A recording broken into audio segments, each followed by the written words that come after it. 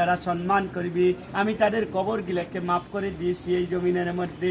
যারা বড়কে ইজ্জত দিবে, বড়কে যারা সম্মান করবে আমি তার কবর গিলে কিয়ামত পর্যন্ত জান্নাতের মধ্যে রাখলাম।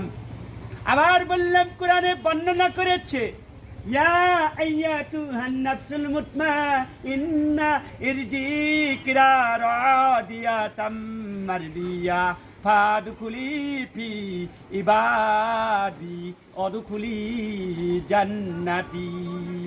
আয় আল্লাহ, আপনি এই কোরআনের বর্ণনা করলাম, সারা পৃথিবীর মাখলুকাতকে মাফ করে দেন, সারা পৃথিবীর মানুষকে ক্ষমা করে দেন, সারা পৃথিবীর মানুষকে জান্নাতে বিলে কবুল করে নেন, সারা পৃথিবীর মানুষকে শান্তি দেন। আয় আল্লাহ, আমাদের প্রত্যেকটা মা বাবাকে মাফ করে দেন, আমার প্রত্যেকটা মা বাবার করে রহমত দেন। আয় আল্লাহ, সারা পৃথিবীর মানুষকে মাফ করে দেন। আয় আল্লাহ তাআলা, এই জমিনে এত বড় পয়গম্বর সৃষ্টি করে এসছে, কোন পয়গম্বরকে যারা ভালোবাসবে আমি আল্লাহ তাদের কবর গিলে কিয়ামত পর্যন্ত মাফ করে দিলাম। ওই কবরের মধ্যে রুহানি শক্তি একটা ফেরেশতা বেড়াইতে থাকবে, ওই ফেরেশতা বলবে তোদেরকে আতর মাখাইলাম, সুগন্ধি মাখাইলাম, আমি আজ থেকে নবীর কথা মানব, আমি বিড়ি খাইব না, আমি মদ খাইব না, আমি পান খাইব না, আমি অজু